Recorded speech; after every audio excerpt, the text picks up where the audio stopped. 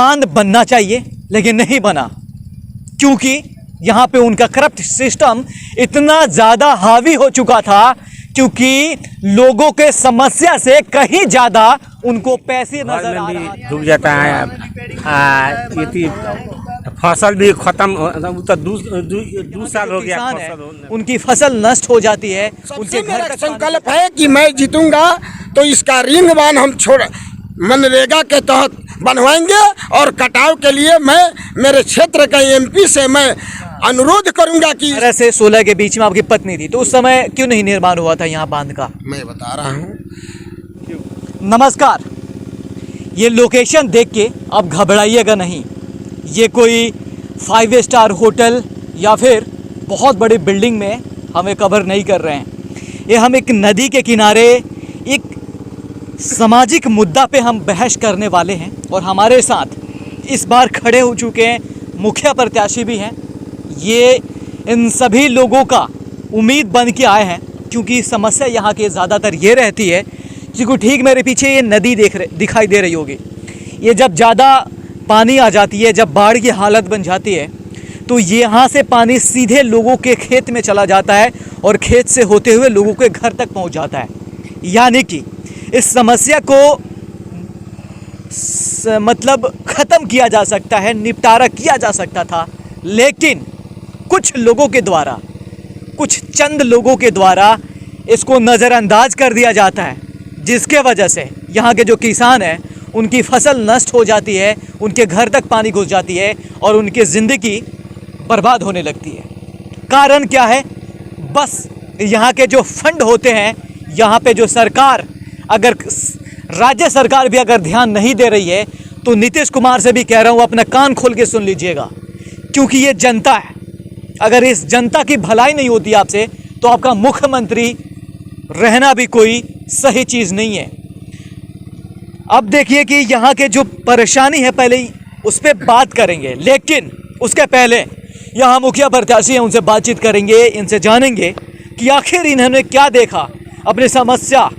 इस सुगौली प्रखंड के सुकुल पाकड़ पंचायत है, जिला पूर्वी चंपारण के ये क्षेत्र में दिखा रहा हूँ आपको। तो इनसे पहले जानते हैं कि ऐसी क्या ज़रूरत पड़ गई कि आप मुखिया बनने लगे या मुखिया प्रत्याशी बने। सबसे पहले आप अपना नाम बताइए। मेरा नाम तो ब्रह्मदेव साहनी है। हाँ। 2011 में पंचायत कौन सा? और ग्राम पंचायत राज सुकुल पाकड़ है। अच्छा।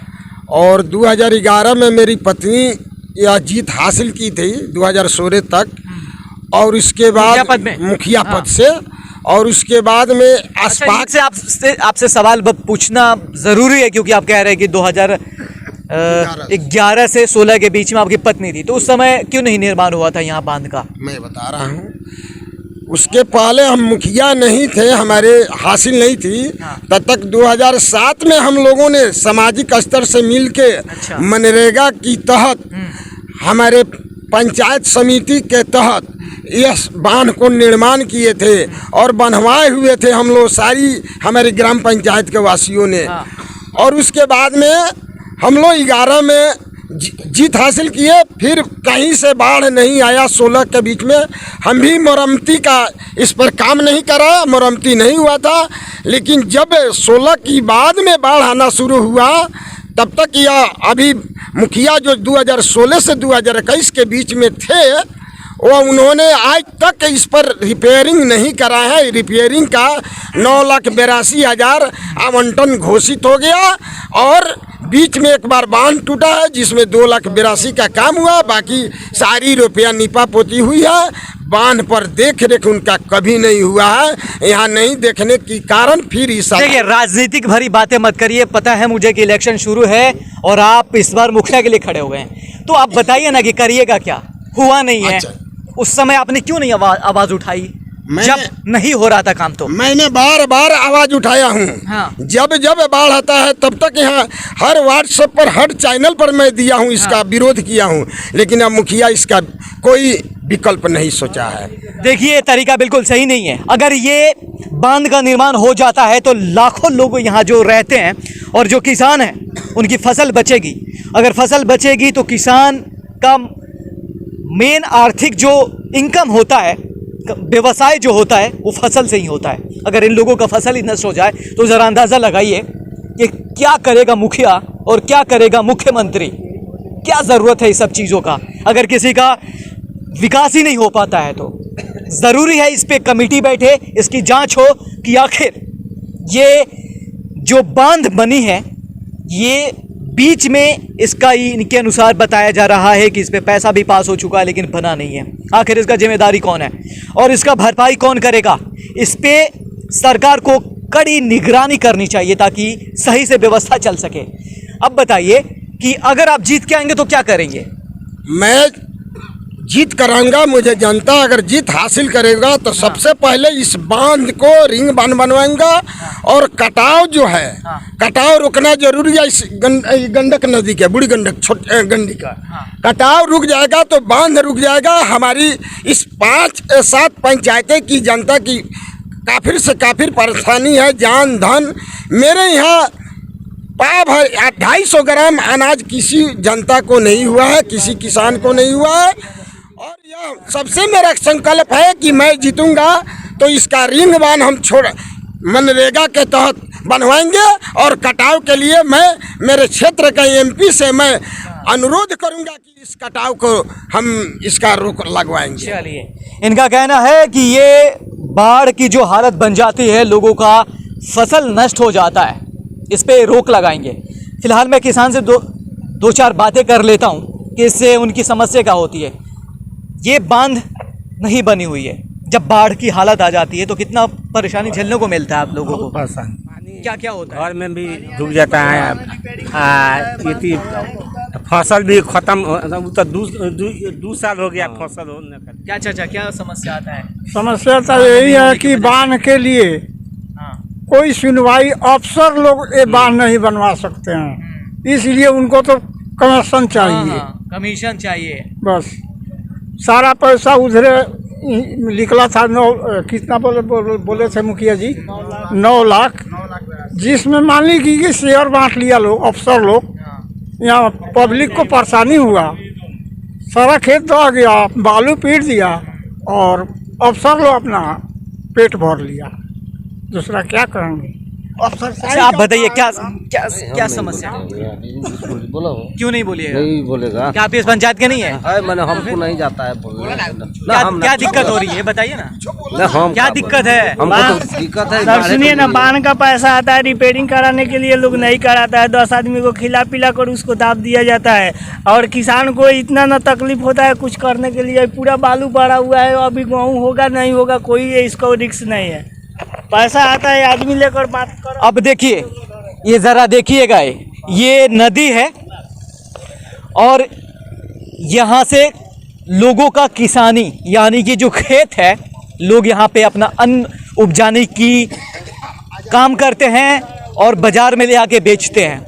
अब ज़रा बताइए कि जब अगर बांध अगर यहाँ नहीं है तो लोगों को कितना बड़ा समस्या होता होगा।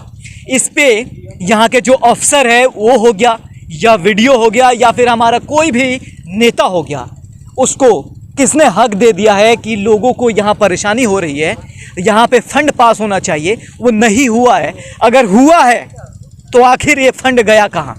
इसका जिम्मेदारी कौन है? इस पे कड़ी से कड़ी कार्रवाई करनी चाहिए ताकि ये छोट मोट मामला नहीं है, ये बहुत बड़ी मामला है। ज़रूरी ये है क्योंकि अगर ये इसका निर्माण हो जाता है तो लोगों का फसल हो जाएगा और लोग जो किसान हैं वो सही से अपनी ज़िंदगी जिएंगे।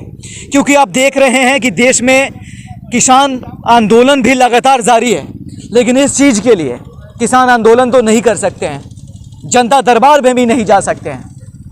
तो वैसी हालत है। क्या परेशानी होती है इस बांध को? जी, मेरा नाम त्रिभुवन ठाकुर है।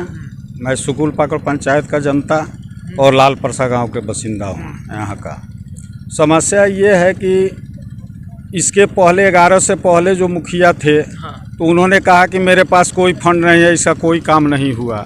11 के बाद जब बिरजापति देवी यहाँ के मुखिया बनी तो कुछ गांव से चंदा भी वसूला गया, कुछ लोग सहयोग में अपना श्रम दान भी किए, कुछ जो है फंड भी लगाया गया। इस बांध को जो है रिपेयर किया गया, इस बांध को एथी किया गया। कंप्लीट किया गया तब तक बाढ़ नहीं था। जब अशफाक अहमद आए उसके बाद में इस पर 9,82,000 रुपया बांध रिपेयरिंग के लिए यहाँ से पास हुआ, जिसमें एक बोर्ड भी लग गया। वहाँ बोर्ड तो गिर गया नदी में और रुपया सब लूट खसोट कर लिए। एक टोकरी मिट्टी भी इस पर नहीं गिरा और वो चाहते थे कि यह बांध गिर जाए ताकि मेरा चीज़ जो है इसमें धुल जाए, तो उसको नज़रअंदाज किए और बांध जो है गिरा, उनके सामने गिरा और कोई कार्रवाई नहीं हुई। विधायक रामचंद्र सहनी के द्वारा जो है इस पर एंटी इरोजन पास किया गया, 30 लाख रुपया पास हुआ, काम शुरू हुई। यहाँ के मुखिया अशफाक अहमद अपने लोगों को बुला कर रख दिए, बाहरी लोगों को, यहाँ के लोग ना मजदूरी किया ना कुछ किया और जो है ठेकेदार से रुपया जो है लोग बंदर बांट करके और एक्जीक्यूटिव इंजीनियर और जेई लोग लेकर फरार हो गए।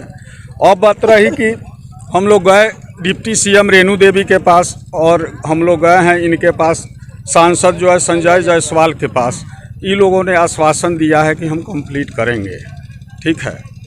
अब इसके बाद में बहुत से योजना है जो अशफाक अहमद करवाए भी नहीं और उस पर रुपया भी जो है उठ गया है। चलिए देखिए, नीतीश कुमार के वजह से अगर ये नहीं बनता है तो सीधा जिम्मेदारी उन्हीं को जाती है, क्योंकि उनके सिस्टम में जो करप्शन है, उनमें ऐसे ऐसे लोग बैठे हुए हैं, ऐसे ऐसे कर्मचारी बैठे हुए हैं कि रोड बनवाने के लिए पैसे लेते हैं, नाला बनवाने के लिए पैसे लेते हैं, हर चीज़ पे पैसे लेते हैं। यहाँ पे बांध बनना चाहिए लेकिन नहीं बना, क्योंकि यहाँ पे उनका करप्ट सिस्टम इतना ज़्यादा हावी हो चुका था, क्योंकि लोगों के समस्या से कहीं ज़्यादा उनको पैसे नज़र आ रहा था।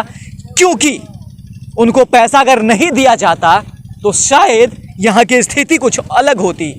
अगर उनका मनसा सही होता कि लोगों का विकास हो, लोगों का परेशानी ख़त्म हो, लोग बाढ़ में दह जाते हैं, इनकी फसल दह जाती है, तो उनकी सिस्टम में ज़रा देखिए कि कितना ज़्यादा करप्शन और कितना बड़ा दिमक लग चुका है उनके पूरे सिस्टम में। तो ज़रूरी है कि इस सिस्टम को थोड़ा सा रिपेयर किया जाए, बदला जाए, ताकि लोगों का विकास हो सके, पूरा बिहार का विकास हो सके।